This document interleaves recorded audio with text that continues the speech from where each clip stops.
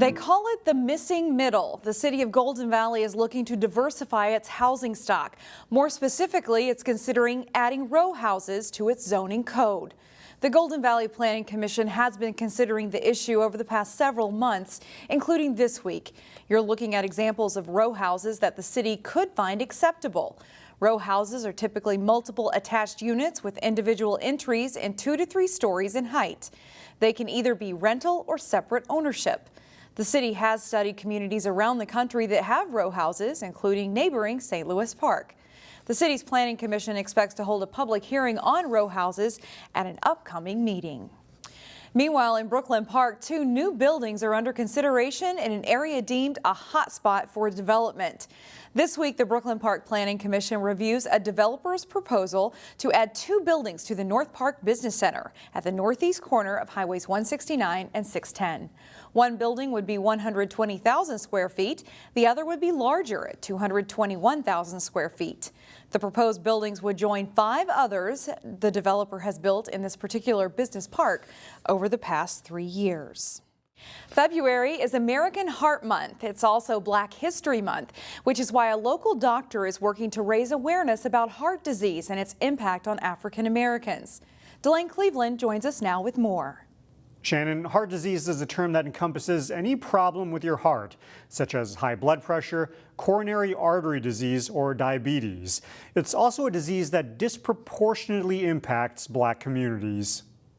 The reasons for this there's a long list of reasons, but it really starts with recognizing that there are these disparities, recognizing that there are issues in terms of the social determinants of health and access to care, recognizing that there's also issues of bias in healthcare, but it starts really with education and awareness. Dr. Mosi Bennett is a cardiologist from Allina Health. He says Black men have rates of heart failure 3 times that of their white counterparts. He says that if you're experiencing symptoms like chest discomfort, worsening shortness of breath with your usual activities, or pressure in your chest when you exert yourself, those could be signs of heart trouble that should be brought to the attention of your doctor. He also encourages people to know your numbers in terms of blood pressure and cholesterol levels, so that if they're elevated, they can be addressed. Meanwhile, the onset of the COVID-19 pandemic has only exacerbated the situation.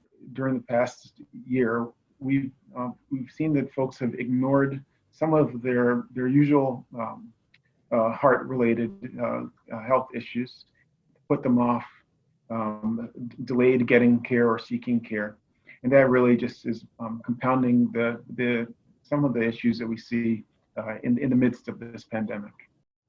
Dr. Bennett says exercise is another important tool in the fight against heart disease. He recommends people get 30 minutes of exercise every day. Shannon? One of the hardest working officers in the New Hope Police Department is now off duty. New Hope's K-9 Cody worked his last shift on Tuesday night. He's a great dog. He's very social. He's a social animal that loves to be around people. He likes to get treats. He likes to be petted. He likes to just be around you. But he can turn it on and off very easy. So when it's time to work, he's a completely different dog.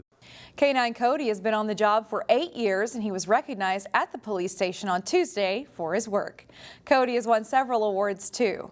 Over the years, he has helped locate missing and vulnerable persons, helped locate narcotics and evidence. Officer Miguel Robles purchased Cody from the city, and Cody will now enjoy retirement at home with the Robles family. When you combine art and science, you can often create something beautiful.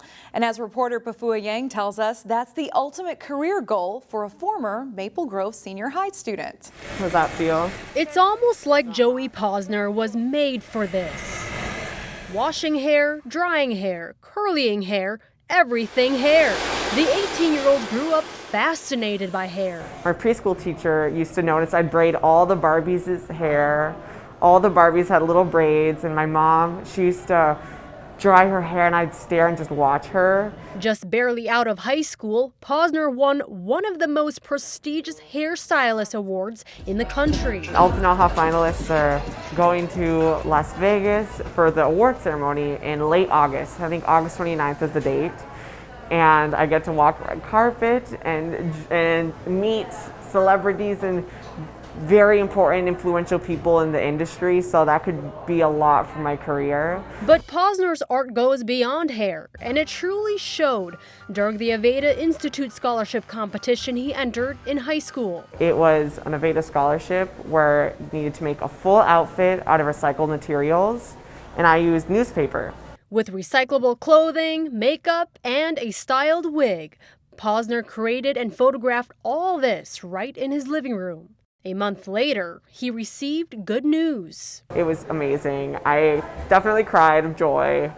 I do that a lot, apparently. He got a full ride scholarship and was able to enroll in Aveda even before finishing high school. I'm finally expressing what I've always wanted to do on a bigger scale. To graduate from Aveda's cosmetology program, students are required to complete 1,550 hours of schooling. Many days are working on real clients, other days they're styling mannequins that have real hair. Posner is halfway done with cosmetology school and has big plans. Ooh, my dream job. I would love to travel the world and just do immaculate, crazy hair. So maybe either working with a famous celebrity, Lady Gaga. Whether he styles on a large or small scale, Posner says it's important to know that beauty is not just superficial. Sometimes when you do someone's hair, they're so happy and overwhelmed that they'll start to tear up because you finally brought out something that they wanted to show. Pafua Yang, CCX News.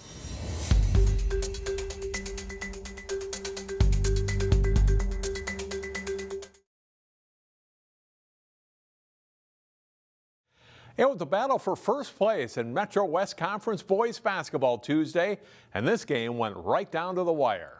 The Chaska Hawks come to New Hope to face the Cooper Hawks for a showdown in Metro West Conference boys basketball.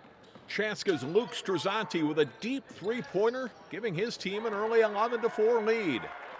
Then they work the ball down to Brady Nicholson in the low post. He muscles in 2 of his 13 points, and Chaska is up by 10. Cooper's Joseph Russell passes in to David Osayama. Strong move in the paint as part of an 18-4 scoring run. Chaska would lead by 1 at halftime. Second half, and Chaska starts quickly. Nicholson with a pretty backdoor pass. Strazzanti with the layup, and Chaska's up 5. But Cooper turns up the energy. Davian Evans beats the defender to the basket to score, and Cooper is back to within 3. Then it's Broderick Powell, the big hoop, banking in a three-pointer, tying the game at 54. Powell with 17 points to lead Cooper. Evans with a late free throw gives the Cooper Hawks the final point of the night. They win 56-54 for their 8th straight win of the season. The teams are now tied for first place in the Metro West Conference standings. Maple Grove's girls basketball team has a big game coming up next Wednesday when they play at 8-0 Elk River.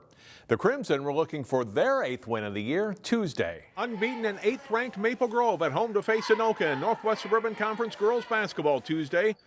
Olivia Anderson has the hot hand for the Tornadoes. She hits an early three-pointer, and it's 8-5 Anoka. Then the senior guard takes it all the way to the basket to score the layup. Anderson leads all scorers with 20 points. Anoka leads by 5.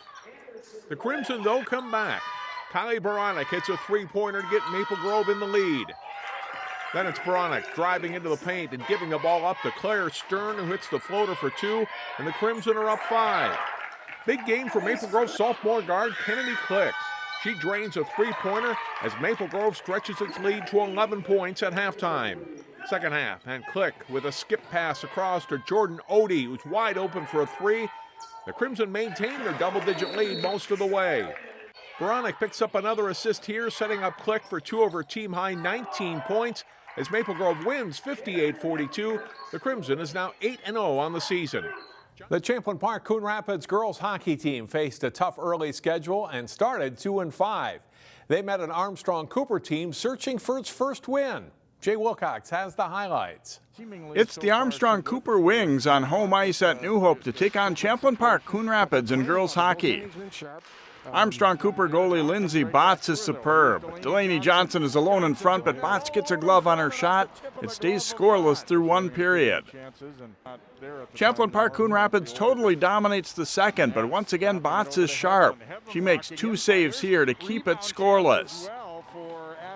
But the Bluebirds break the deadlock as Kylie Scott with a great pass across ice to Abby Ness for the goal. CPCR outshoots AC 21-1 in the second period, but Matt Cook's team is still within 1-0 thanks to Bots. In the third, the Bluebirds get a little breathing room. Scott's pass goes off the defenseman's skate back to her, and she chips it in to make it 2-0 Champlin Park Coon Rapids. Then on a power play, Johnson's shot sneaks through traffic and in. Champlin Park Coon Rapids overcomes a 55-save performance by Bots for a 3-0 win. Jay Wilcox, CCX Sports. Thanks, Jay. Coming up Saturday live on CCX, it's a prep hockey doubleheader as the Wayzata boys face Eden Prairie at 2:30 p.m., followed at approximately 5 o'clock by the Wayzata girls playing visitation. That's all for sports. I'm John Jacobson. Find more prep sports games and highlights at ccxmedia.org and follow us on social media.